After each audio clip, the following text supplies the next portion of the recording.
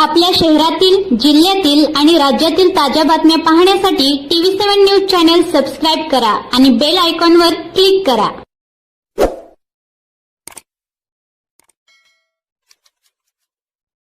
मी engineer Ramchandra गुटुगडे. मी आज एक इंजिनियरची सांगोल तालुक्यातील जी काही अवस्था आहे त्या शासनाने केली आहे त्या संदर्भात बोलत आहे. नवीन इंजिनियरला जर तो लायसन काढायला गेला तर तिथं अनेक नियम अटींचं त्यांचं पत्र दिलं जातं. त्यामध्ये केलेल्या कामाचा अनुभव दाखवावा लागतो. त्यांच्याकडे मशिनरीज, रोलर आहे का, हॉट मिक्सिंग प्लांट आहे का, JCB आहे का, या मशिनरीज आहेत का, प्लस डिपॉझिट मागितलं जातं. जर एखादा नवीन गरजू इंजिनियर झालेला मुलगा असेल आमच्यासारखा, मी स्वतः इंजिनियर आहे, तर त्याला त्या बाबी फुलफिल करता येत नाहीत, तर त्यांना लायसन दिले जात नाही. एखादा गरीब घरातला शिकलेला मुलगा इंजिनियर होऊन पण त्याला सरकारी जर कॉन्ट्रॅक्ट मिळत नसतील तर तो त्याच्या संविधानाने केलेला एक प्रकारचा अन्याय आहे. त्याच्या विरुद्ध बाजूला जे प्रस्थापित कॉन्ट्रॅक्टदार आहेत त्यांची स्थिती RY गुटुगडे सर तुम्हाला सांगतील. सांगोला तालुक्यातील बोगस कॉन्ट्रॅक्टर म्हणजे बोगस कागदपत्राच्या जीवावरती जे राजकारणी माणसांना अधिकाऱ्यांना अर्थसहाय्य करून बोगस कॉन्ट्रॅक्टर झाले, त्यांच्या बोगस सर्टिफिकेट काढली. म्हणजे की त्यांचे कुठलेही इंजिनिअरिंग नाही, 12वी BA झालेला माणूस आहे आणि 12वी BA झालेला माणूस कसा कॉन्ट्रॅक्टर बनू शकतो हे सांगोला तालुक्यातील अनेक कॉन्ट्रॅक्टरची यादी आमच्याकडे आहे. आम्ही ही कॉन्ट्रॅक्टरची यादी घेऊन राज्यपालांच्याकडे जाणार आहे आणि राष्ट्रपतींची भेट याच्यासाठी घेणार आहे. कारण की ही माणसं आर्थिक दृष्ट्या अधिकाऱ्यांच्या वरती अर्थसहाय्य करून कामाची क्वालिटी करत नाहीत आणि एकेका कॉन्ट्रॅक्टरच्या खात्यावरती हजार कोटीचं कसं कॉन्ट्रॅक्ट येतं हे सुद्धा आम्हाला बघायचं आहे. त्याच पद्धतीनं या कॉन्ट्रॅक्टरला PWD विभागातील वरिष्ठ अधिकारी मॅनेज आहेत. वरिष्ठ अधिकाऱ्यांच्या बरोबर या कॉन्ट्रॅक्टरचं अर्थसहाय्य चालतं, हे सुद्धा आमच्याकडे प्रूफ सुद्धा आहेत. आणि या कॉन्ट्रॅक्टरची आणि अधिकाऱ्यांची SIT चौकशी लागली पाहिजे. ह्याच्यासाठी आम्ही स्वतः आमची टीम ही राज्यपालांना भेटून, आम्ही राज्यपालांना का भेटणार आहे, कारण ही सगळी मंत्री सुद्धा या कॉन्ट्रॅक्टरला मॅनेज आहेत आणि हे कॉन्ट्रॅक्टर मंत्र्यांना पैसे पोच करतात, म्हणून ह्याला हजार कोटीची कॉन्ट्रॅक्ट मंजूर होतात. यामध्ये अनेक टक्केवारीची सुद्धा घेतली जातात आणि कामाची क्वालिटी ही अजिबात दिली जात नाही. त्या रस्त्यातून गवत उगवून येतं. जर समजा सांगोला तालुक्यातील अनेक कॉन्ट्रॅक्टरनी बोगस जे लायसन काढलेलं आहे, त्या बोगस लायसनसाठी ज्या इंजिनिअरिंग कॉलेज मधल्या त्या ट्रस्टीनं किंवा मालकानं ज्यांनी हे केलेलं आहे की इंजिनिअरिंगचं सर्टिफिकेट दिलंय, त्याचं सुद्धा त्याच्या कॉलेजचं लायसन रद्द झालं पाहिजे, त्याच्या कॉलेजला कुलूप लागलं पाहिजे. कारण जी पोरं शिकलेली त्यांच्यावरती अन्याय होतोय. हे अधिकारी म्हणतोय की तुम्हाला ट्रॅक्टर दाखवा, तुमचं JCB दाखवा, तुमचं काम दाखवा हे म्हणतोय, आणि ज्यांची पात्रता नाही, ज्यांचं शिक्षण नाही, त्यांना बोगस आर्थिक दृष्ट्या मॅनेजमेंट करून देत आहे, हे निदर्शनास आलेलं आहे. त्यामुळं आमची टीम पूर्णपणे या राज्यपाल असेल, राष्ट्रपती असेल, अधिकाऱ्यांना सुद्धा आम्ही जाब विचारणार आहे आणि याची डॉक्युमेंटरी आमच्याकडे आहे.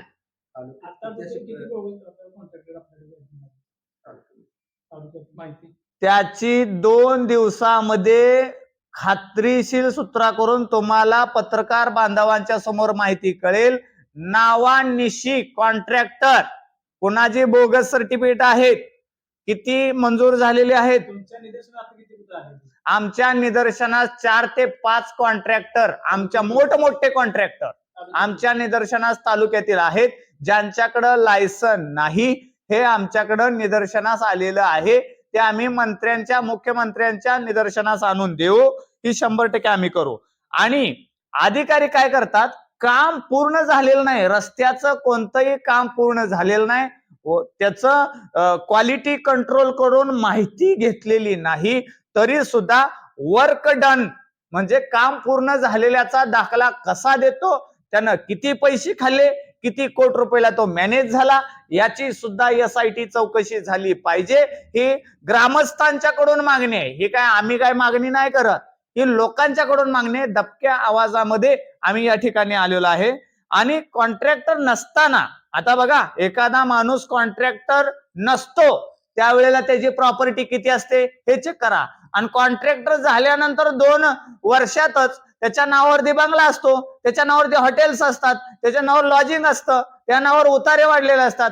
म्हणजे शासनाचा आलेला पैसा त्या कॉन्ट्रॅक्टरच्या घशात कसा जातो आणि लेकरा बाळांच्या त्यांच्या नावावरती जे काही जमिनी आहेत, जागा आहेत, हे कसं होतं, याचा शासनाने पर्दाफाश केला पाहिजे. आणि या सामान्य नागरिकांना, इंजिनियरना यांना तुम्ही न्याय दिला पाहिजे असं आमची मागणी आहे. आणि हे जर कॉन्ट्रॅक्टर दोषी आढळले असं शासनाच्या निदर्शनास आलं, यांना अटक करावी, यांची SIT चौकशी लावावी.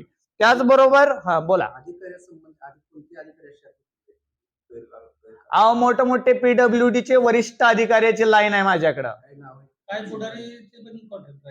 हे बघा, पुढाऱ्याच्या हाताला धरून काय कॉन्ट्रॅक्टर जन्माला आलेले आहेत.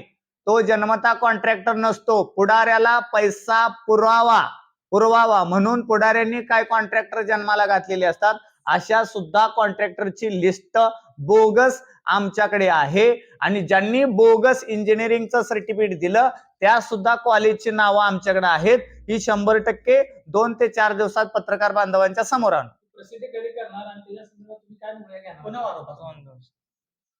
आरोप तुम्हाला 2 दिवसात, आम्ही राज्यपालांची भेट झाली, लोकांची भेट झाली, ते सगळं हे आल्यानंतर आम्ही 100% तुमच्या निदर्शनास आणू. आज पत्रकार परिषद घेण्याचा उद्देश हाच की नवीन इंजिनियर लोकांना लायसन मिळत नाहीत आणि जुन्या लोकांना मिळली जाते.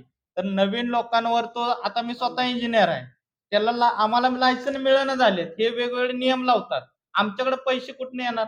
आमचं डिपॉझिट फी 2-2 लाख रुपये ते मागतायत, कुठनं 2 लाख रुपये आणणार? आमच्याकडे रोलर ट्रॅक्टर कुठनं उभा करणार? जे इंजिनियर नाहीत अशाने जुन्या लोकांनी गडगंज बनवून ठेवलेला आहे. तुम्ही कामच देत नाही. बीड कॅपॅसिटी एक टेक्निकल मुद्दा आहे. जर तुम्हाला वर्षातून 2-3 फक्त कामं घेता येतात, एक काम पूर्ण झाल्यानंतर मग दुसरं काम त्याला दिलं जातं, ही बीड कॅपॅसिटी टेक्निकल गोष्ट आहे. तर एकाच कॉन्ट्रॅक्टरला 100 कोटीची 10-10, 20-20 कामं दिली जातात. मग तुमची ती नियम कुठे गेला? दुसरी गोष्ट, जो इन्कम टॅक्स GSTचा विषय आहे, त्याच्या टेक्निकल बाबी आहे, त्याच्यात पळवाट शोधली जाते. मग नवीन लोकांवर अन्याय झालाय, माझ्यावर अन्याय झालाय, मी स्वतः मेकॅनिकल इंजिनियर आहे.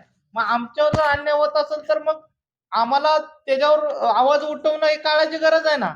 आम्हाला मिळते का कॉन्ट्रॅक्ट? आम्हाला लायसनच मिळेना झाले, म्हणून आज हा आवाज उठवतोय. कॉन्ट्रॅक्टरच्या जीवावरती त्याच्या घरातल्या प्रॉपर्टी, कॉन्ट्रॅक्टर नसताना प्रॉपर्टी किती आहेत, कॉन्ट्रॅक्टर असताना प्रॉपर्टी किती आहेत, 7 बारे वगैरे सगळे आमच्याकडे आहेत. 100% सगळ्यांचे 7 बारे आहेत.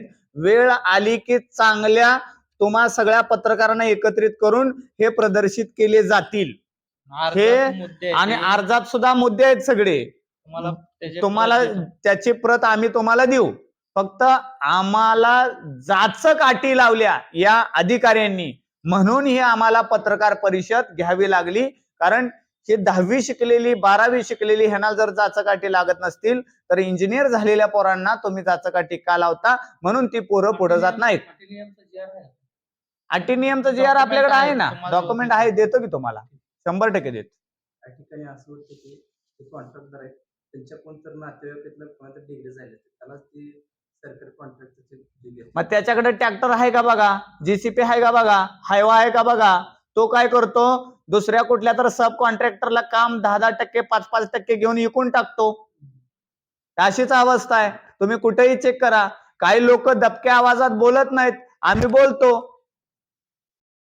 100%. आणि नवीन पिढीवर अन्याय हो, आणि हाताला काम. सांगोला तालुक्यातली कितीतरी इंजिनियर आहेत, कितीतरी डिप्लोमा वाले आहेत, कितीतरी IT वाले आहेत, आज सुशिक्षित बेरोजगार आहे. कारण जुनं जे कॉन्ट्रॅक्टर आहे घराणेशाही, ह्यांचा आवाज कधी संपलेला नाही. हा माणूस कामं देत नाही, हा स्वतःच्या घरच्यांना स्वतःच्या मर्जीतल्या लोकांनाच कामं देऊन हे करतात. त्यामुळं नवीन पोरग कॉन्ट्रॅक्टर होईल ही ह्यांच्या कोऑपरेटरनं वाटत नाही. आता 5 वर्षात एवढे हजारो कोटीचा निधी आला आमच्यासारख्या आणि आम्ही जे engineer ला बोलतोय हे कामच मिळालं नाही. कागदपत्राला घेऊन बोलतोय. ठराविक कॉन्ट्रॅक्टरला कामं मिळाली राजकीय बरदास्त आहे का? 100% आहे, 100%. राजकीय नेताच नाही. शासनाला आमचं आव्हान हेच आहे की कोणत्याही कॉन्ट्रॅक्टरचं इंजिनिअरिंग सर्टिफिकेट असल्याशिवाय त्याला कॉन्ट्रॅक्टर म्हणू नये. त्यांच्याकडं GCP पाहिजे. जे काय संविधानामध्ये नियमामध्ये PWDच्या नियमामध्ये कॉन्ट्रॅक्टरच्या लायसन्ससाठी जे काय शिक्षण, जे काय साहित्य, जे काय रिकव्हरी लागतं ते बघितल्याशिवाय कॉन्ट्रॅक्ट देऊ नये. आणि ज्यांना कॉन्ट्रॅक्ट दिलंय त्यांचं कॉन्ट्रॅक्ट रद्द करावं आणि ज्यांनी तसं बोगस काढले त्यांच्यावरती गुन्हा करून त्यांना अटक करावी. ठराविक कॉन्ट्रॅक्टदारांनाच कॉन्ट्रॅक्ट मिळतात, राजकीय कुणी बरदास्त आहे का? राजकीय 100%. मंत्री, आमदार, खासदार ज्यांच्या बरोबर संबंध आहे, उठक बैठक असते त्यांना तेच हे करणार.